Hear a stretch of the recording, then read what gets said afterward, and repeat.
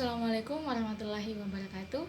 Perkenalkan, nama saya Mas Nia dari Angkatan 3, jabatan sebagai Guru Bahasa Inggris di SMP Negeri 2 Galesong Selatan. Baiklah, video ini dibuat dalam rangka tugas tambahan dari Bapak Erik Rahim. Pada video ini, saya akan menjelaskan menjadi PNS yang akuntabel.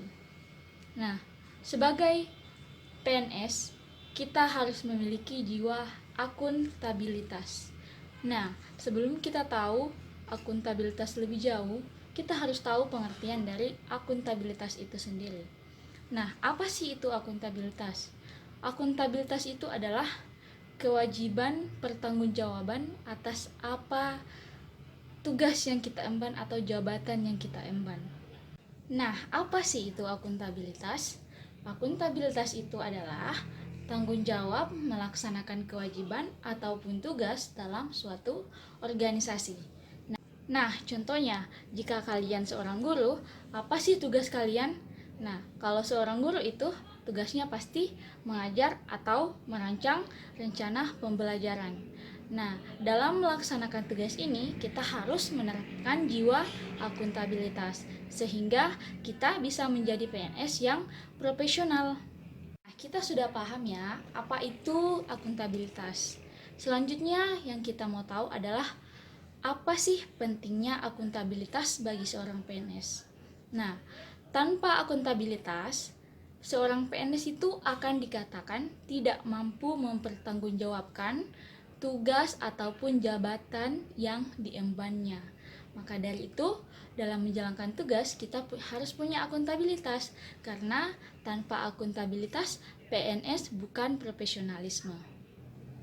Oke, setelah kita pahami pengertian dari akuntabilitas dan peran dari akuntabilitas itu, saatnya kita tahu bagaimana menjadi PNS yang akuntabel.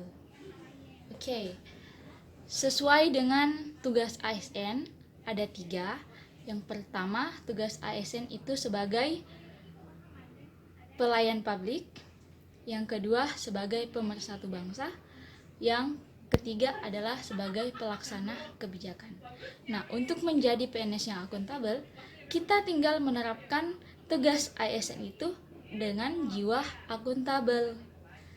Contohnya, yang pertama, personal behavior atau sering disebut dengan perilaku individu.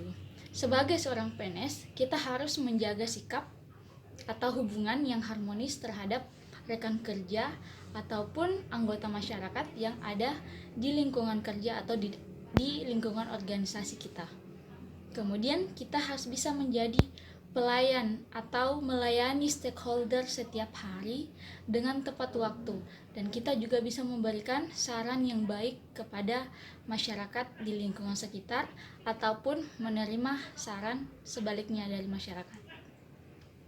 Kemudian yang kedua adalah PNS harus bersikap transparansi dan akses informasi.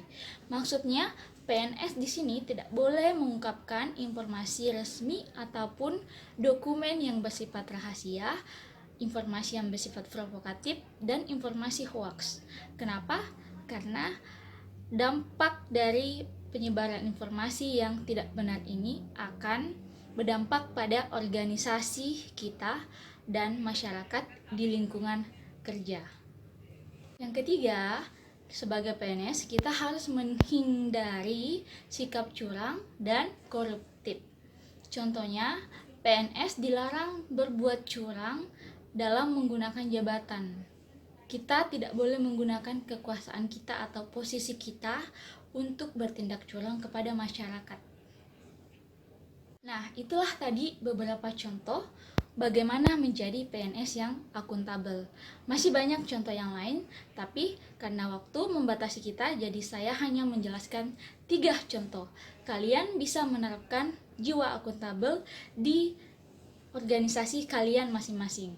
Kesimpulannya, marilah kita menerapkan jiwa akuntabel yang tinggi dalam menjalankan dan mengembang tugas kita sebagai ASN.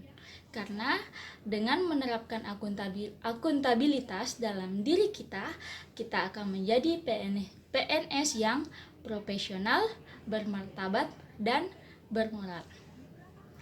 Saya rasa cukup sekian penjelasan saya mengenai menjadi PNS yang akuntabel. Semoga teman-teman sekalian yang melihat video ini dapat terinspirasi dan bisa mengambil pelajaran dari video ini.